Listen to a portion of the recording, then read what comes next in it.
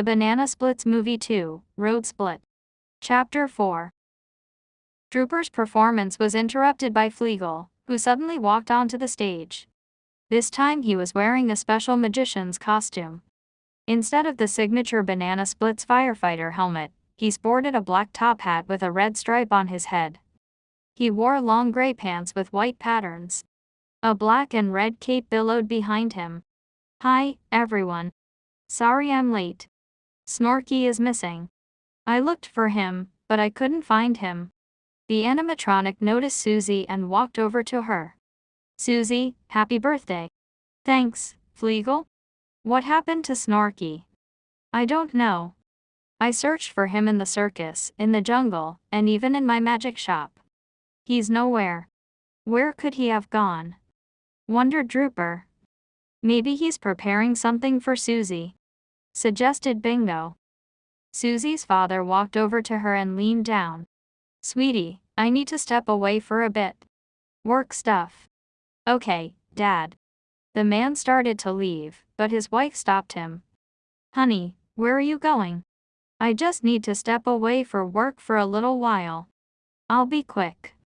The woman looked at him with surprise but didn't object. Weird. The man disappeared into the depths of the building. "Hey, friends," Drooper began. "I say we show Susie our surprise. I don't think Snorky will be too upset if we start without him. What do you think?" The animatronics started talking among themselves. Stevie noticed that Susie looked upset. "Hey, are you upset about Snorky?" the boy asked. "A little," Susie replied. "Maybe he's just preparing another surprise for you." "Maybe. Don't worry. I'm sure he'll come soon." "Thanks." The girl smiled a little. "Attention. Are you ready to see the surprise?" Drooper asked. Everyone nodded approvingly. Fleagle stepped forward. He raised his magic wand and waved it through the air. Banana cadabra. Suddenly, the lights went out. Everyone was plunged into darkness. A few seconds later, the lights returned. On the stage where Bingo, Fleagle and Drooper stood, another figure had appeared. It was a cat. Her entire body was covered in black fur, but her muzzle, ears, paws, and the tip of her tail were white. She wore a bright green skirt and sported the signature red and yellow split firefighter helmet. Bright white pupils glowed in her eyes. She was larger than the other splits and stood in front like the leader of the pack. She was very beautiful. Susie's mother even gasped in amazement. "Wow." The little girl cheered. "Cool." Stevie was also stunned by the sudden appearance. The cat looked at Susie and spoke in a very gentle, pleasant voice. "Well, here's our birthday girl." "Hello, Susie."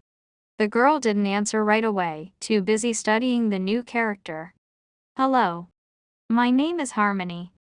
Let's throw the most powerful concert ever."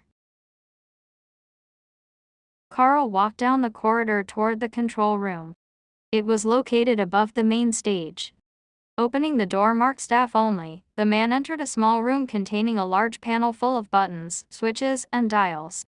Above it were several monitors displaying footage from security cameras on the main stage. Two men wearing headsets sat behind the panel, flipping switches. Carl walked up to one of them and tapped him on the shoulder. The man turned around and took off his headset. "Where's Snorky?" "He's my daughter's favorite animatronic. I want her birthday to be perfect." "Hello, Mr. Carl. Sorry for the mistake. We don't know where he went. We've tried to find him, but he's disappeared. I asked you to prepare everything in advance." The second man had already removed his headset and joined the conversation. "We really did check and prepare everything. He disappeared right before you arrived. We searched everywhere but couldn't find him. Maybe someone stole him. Someone stole a huge, heavy robot from a secured facility. Do you even hear yourself? We're so sorry. We'll definitely find him after the show." Susie loves him more than anyone. She was expecting him. Do you understand the scale of this screw-up? How am I supposed to throw a great birthday for her if her favorite character isn't there? What do they even pay you for? Figure something out.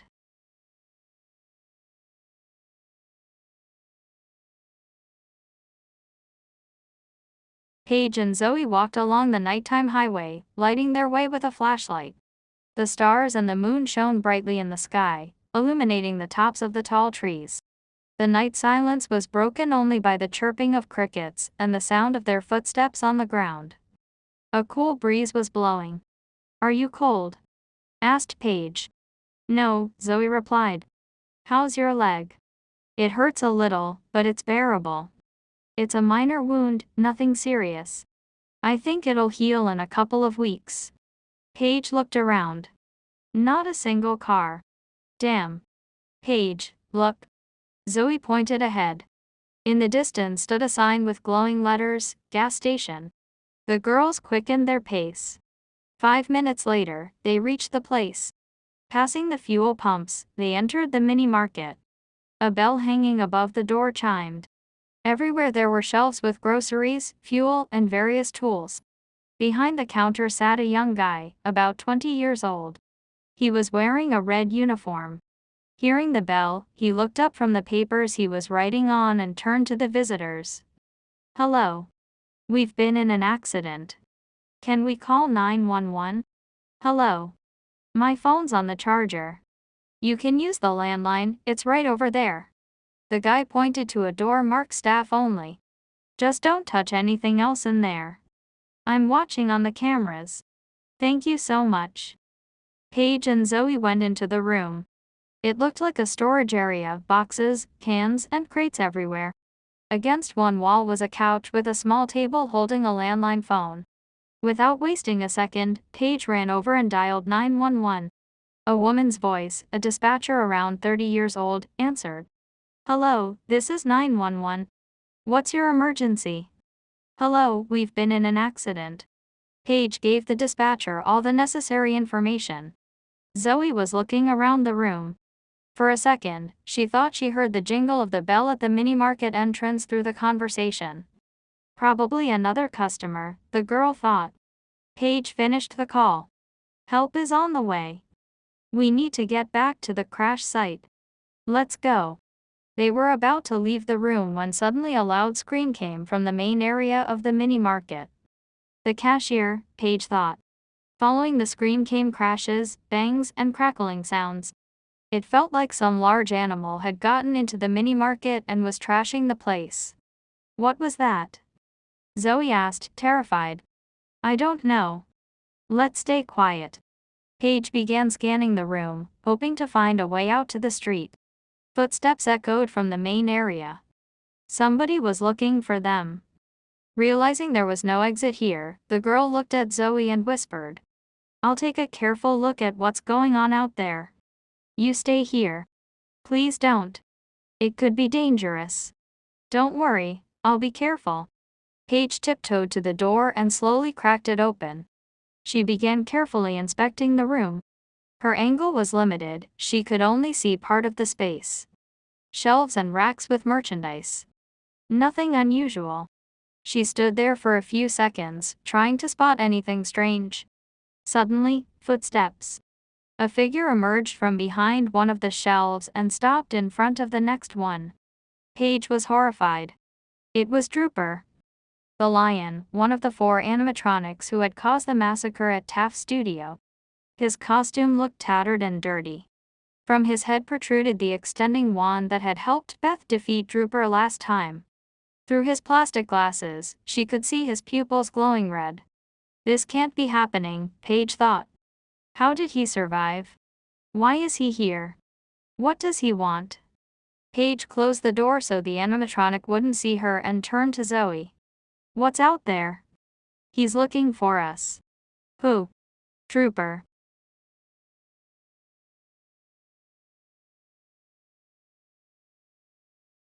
Bill walked down the long corridor, looking around. "Michael. Jason. Matthew. Are you here?" There was no answer. The officer continued on. He thought he saw some kind of opening in the wall up ahead. He hurried toward it. Getting closer, Bill saw an entrance to a room. Broken boards lay nearby, the opening had been boarded up before. On the floor were large bloody tracks leading deeper into the corridor. The officer stepped into the room.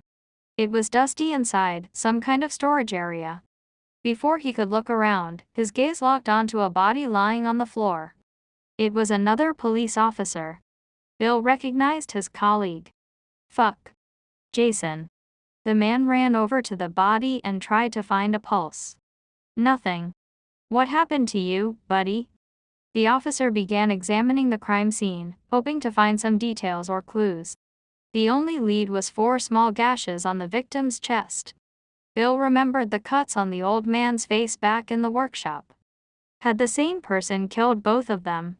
Why? These questions gnawed at the officer until he found himself following the bloody tracks deeper into the corridor. Were Michael and Matthew dead too? What kind of monster could take down 3 cops?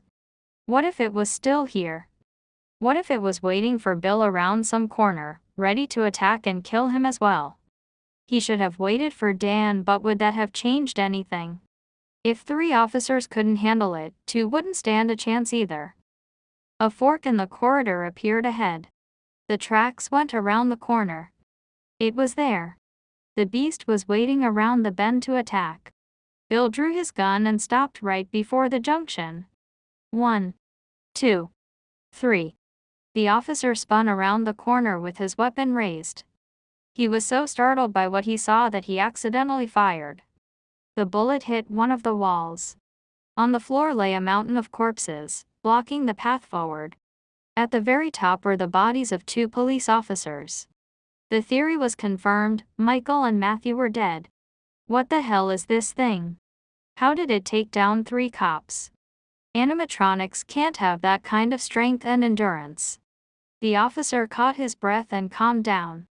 He noticed that the tracks continued past the pile of bodies and farther down the corridor. He was about to head that way when suddenly the light above him flickered. He instinctively looked up, aiming his gun. Just a flickering lamp. Nothing unusual. When he lowered his head, another surprise awaited him. In the other branch of the fork, not far from Bill, stood a man around 40 years old. He was dressed in a bright theatrical costume of gold and yellow, with a white shirt and black bow tie visible underneath. His hair was chestnut brown, slightly disheveled. A dull, vacant smile stretched across his face, as if he were drunk. But something was off. The man looked blurry, unfocused, as if he were a specter.